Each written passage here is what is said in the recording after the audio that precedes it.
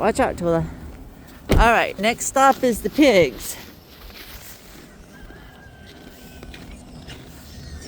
Hi, Glazy! Only one's named Glazy. That pink one's Glazy right there. Hi, Glazy! Hi, Glazy! And Blue. And the other ones, I don't know their names because have you named the other two? Twinsies. Twinsies. Yeah, they were twins when they came to us. They still look like twins.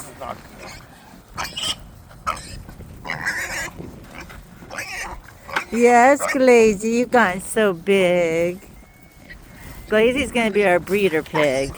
And Blue, probably Blue also. Hi, Blue. The other two are twins, yeah. There's Blue on the left, Glazy in the middle there, and then those two red ones are the twins. There's the twins right there. They think they're going to starve to death. They smell that food. You smell that slop, don't you?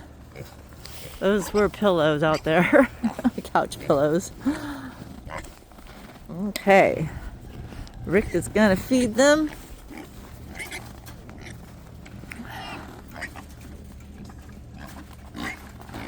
Alright, come on, Glazy. I'm telling you, it is cold out. It was so cold that when we were feeding the quail, I had to get back in the truck and warm up my fingers, and it hurt. It was so painful. But I had my gloves off so I could film. Right now, it's cold to try to film with my gloves on. I was trying to make everything bigger. But if I take my gloves off, it's just too painful. Yet Rick does this without gloves because it's hard to get anything done with gloves on. And I don't know how he does it. I'm not kidding. I was pretty close to tears. I don't cry easily, but man, it was painful. So these are our 4 pigs. He has to break up the ice because it is so cold. And he has to do this twice a day.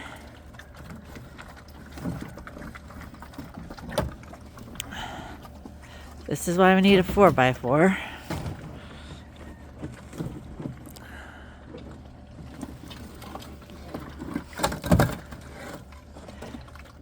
Most people around here, for their food, they either raise their own pigs, they raise cows, they raise chickens, they go hunting. Hunting's a big deal around here.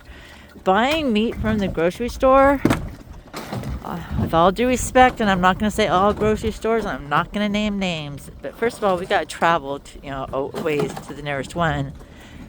And the meat, I just don't know what we're eating anymore. We grew up in California, and probably most of our beef came from Texas. I don't know where it's coming from now. I don't even think it's in the United States. In fact, I know a lot of it comes from different countries. And why would they do that? Why would we get our meat from other countries? That makes no sense. Yeah, just that and it's not like we don't have the space in Texas or anywhere else to raise, or even Maine. So people trade. Or they'll raise one certain type. I'm actually getting frozen in my mouth. It's so cold. It's hard to talk. Like for us, we'll raise our own pork, and then we'll sell some of the pork and make it all work out. And then other people do the same thing with beef, and plus we have our chickens and our quail. All right, I'm gonna turn the video off for now because he's got that under control, and then we're gonna move to probably the chickens next. We still have some more quail and another little covey. So, all right, folks, we're moving on to something else. Chickens next.